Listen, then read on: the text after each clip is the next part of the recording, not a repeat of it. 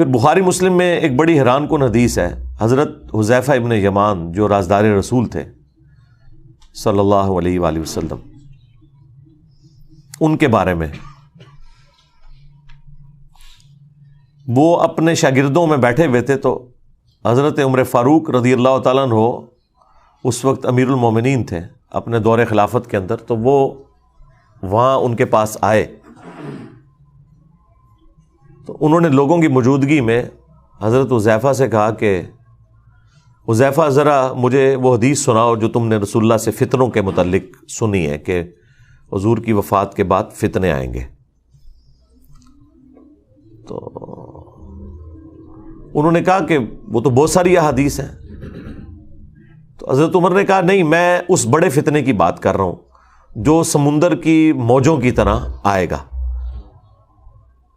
آج کے دور میں آپ سمجھ لیں سونامی کی طرح ایک بڑا فتنہ مسلمانوں کے اوپر نبی الاسلام کے بعد۔ تو حضرت حذیفہ نے کہا اے امیر المومنین، آپ کو اس فتنے سے کوئی ڈر نہیں ہے، اس لیے آپ تو بے فکر رہیں، آپ کا اس فتنے سے کوئی لینا دینا نہیں، آپ اس فتنے میں مبتلا نہیں ہوں گے۔ تو البتہ فتنوں اور امت کے درمیان ایک دروازہ ہے، جب تک وہ دروازہ نہیں کھلے گا نا وہ فتنے اس امت پہ آئیں گے ہی نہیں۔ تو سیدنا عمر نے کہا کہ مجھے بتاؤ وہ دروازہ کھولا جائے گا یا توڑا جائے گا؟ تو حضرت حذیفہ ابن یمان نے کہا کہ وہ دروازہ کھولا نہیں جائے گا، اسے توڑا جائے گا، یعنی زبردستی وہ دروازہ ہٹایا جائے گا، جس کی وجہ سے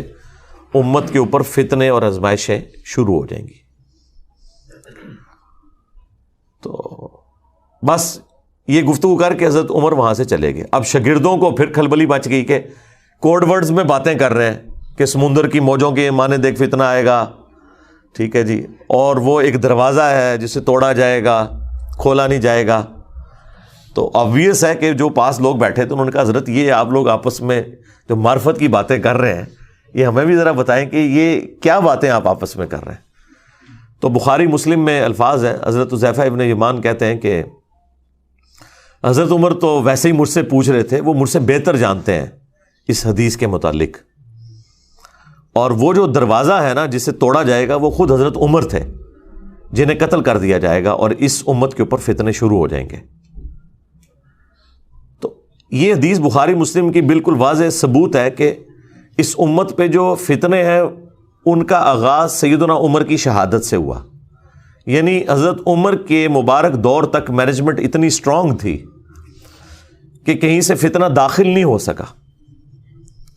اور حضرت عمر کی شہادت کے بعد امت میں فتنے شروع ہو گئے۔ اس لیے وہ مولانا اسحاق صاحب صحیح فرمایا کرتے تھے رحمہ اللہ تعالی کہ حضرت ابو بکر اور عمر کی جو خلافتیں ہیں یہ خلافت محفوظہ ہے، یعنی اسپیشل پروٹیکشن ہے اللہ تعالیٰ کی طرف سے،